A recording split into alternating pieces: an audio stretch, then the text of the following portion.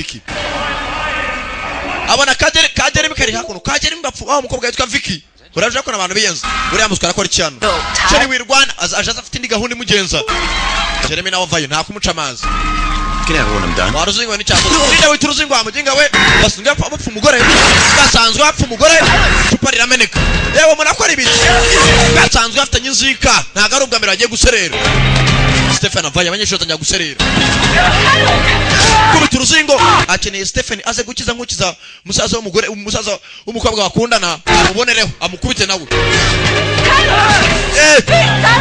Stephen avaye wa musko bari hasi mureke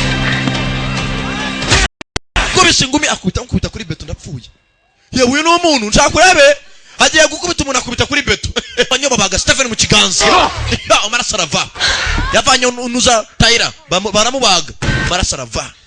yanga maraso kubana maraso naye You smell fine. wa muskora garagara nkaho meze neza you smell fine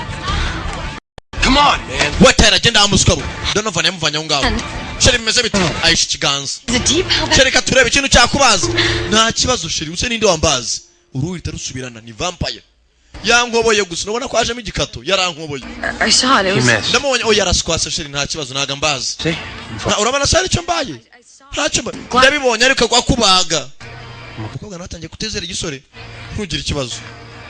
it's almost kick off time kandi wigira ubwo ba trust mingizera nta cyabaye game reka turanja tugane nyuma ya match kandi gukina